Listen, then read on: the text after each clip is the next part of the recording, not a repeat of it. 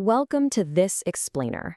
Today, we're completely untangling the overwhelmingly dense, dizzying lore of one of the most culturally dominant series of the decade. If you've been feeling, honestly, totally lost, trying to piece together millennia of curses, complex magical rules, and a massive rotating cast of sorcerers, well, you're absolutely in the right place. So, let's jump straight into the sheer chaos of how this universe actually kicked off. It's a fantastic question, right? Because on the surface, this story starts with a modern teenager named Yuji Itadori casually swallowing a decaying, cursed finger. But to really grasp why that finger even exists and why it's so catastrophic, we've got to rewind the clock tens of thousands of years. Section 1. Cursed Energy Origins, the Ancient Eras. Okay, so this timeline bridges the massive gap between the dawn of humanity and the modern era. It sets the stage for literally everything. We start 40,000 years ago with human migration, but the truly pivotal moments happen a bit later. An immortal being named Tengen establishes the very foundations of Jujutsu sorcery, which eventually leads us straight into the Heian era, widely referred to as the Golden Age of sorcery. This was an era filled with absolute monsters, marking the peak of a terrifying figure named Ryumen Sukuna, before we skip all the way ahead to 1989 for the birth of Satoru Gojo. Now, we know cursed energy is born from human negativity, but what is absolutely crucial to remember here is the strict distinction between curses and curse users. People always call Ryumen Sukuna the king of curses, but that's actually a bit of a misnomer. He is not a cursed spirit. He's simply the most evil human sorcerer to ever exist. So, while all these ancient sorcerers were busy fighting each other, this brain-hopping villain named Kenjaku was playing a terrifying, millennia-spanning game of 4D chess. His ultimate goal? To merge humanity with Tengen. But he kept getting completely shut down by two specific anomalies, a sorcerer possessing the six eyes and a designated star plasma vessel. Kenjaku's incredibly patient workaround was to just bide his time, hop into different bodies over centuries, and casually experiment on human biology until the stars finally aligned perfectly. Section 2. Gojo and the Tipping Point. Balance Shattered. You see, Kenjaku's plans were going so smoothly until December 7th, 1989, when Satoru Gojo is born.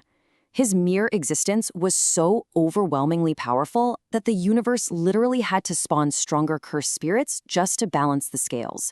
He was the exact anomaly Kenjaku feared, a prodigy possessing both godlike perception through the six eyes and the limitless technique. The second he took his first breath, the Jujutsu world changed forever.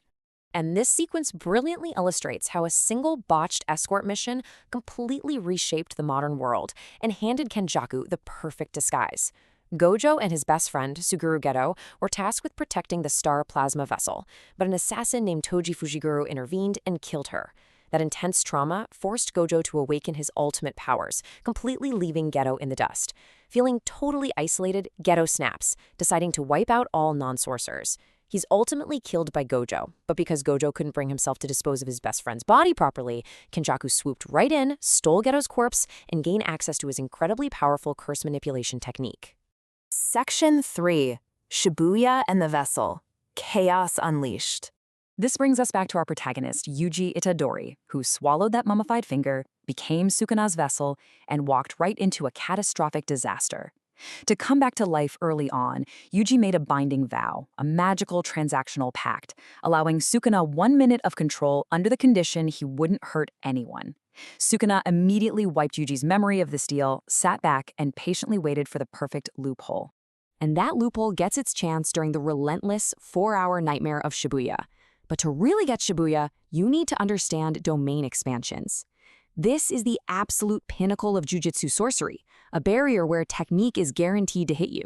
Shibuya shows us exactly what happens when the strongest characters on Earth spam these domains with absolutely zero hesitation. In just a few hours of rapid-fire carnage on a Halloween night, the villains successfully flip the world upside down.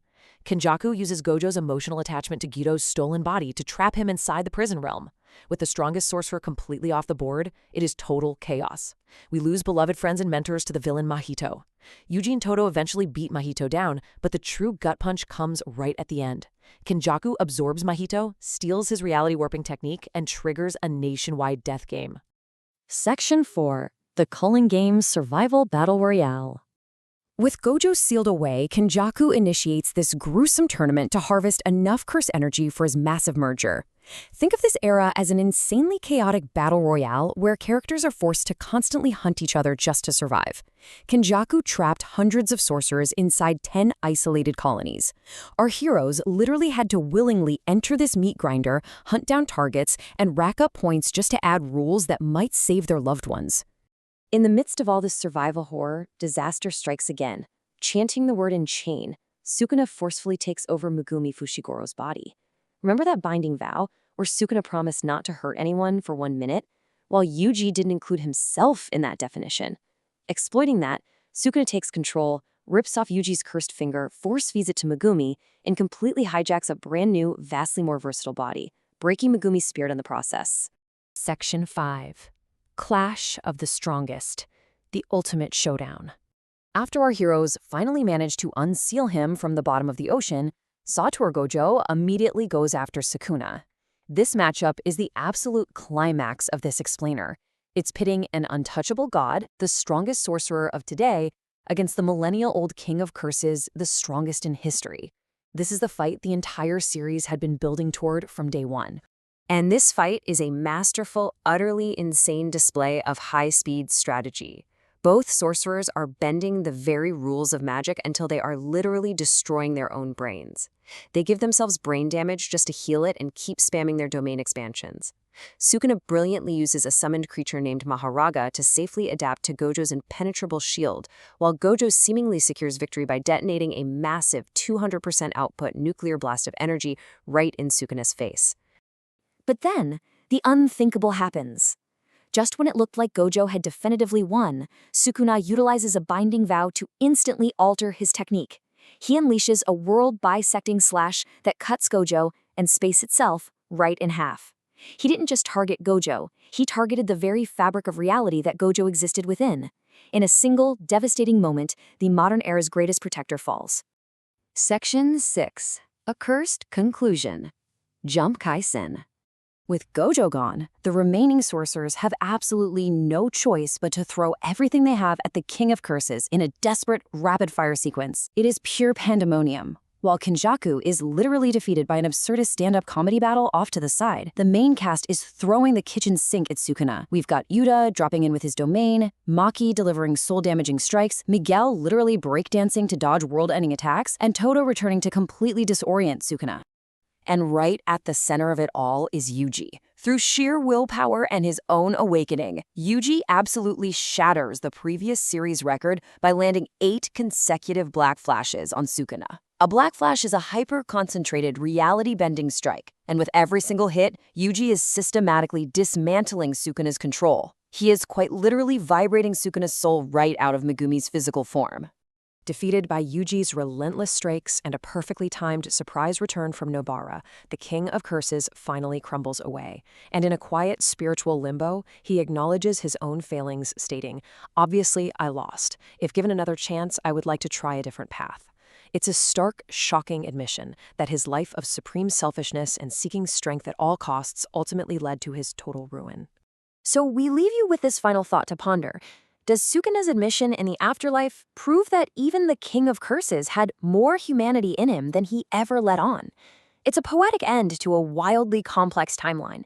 A monster who shed his humanity, finally recognizing the flaw in his isolation right at the very end, as the series concludes exactly where it started, with a single mummified finger resting in the shadows. Thank you so much for joining me to unravel this incredible lore, and keep questioning the deeper layers behind everything we explored today.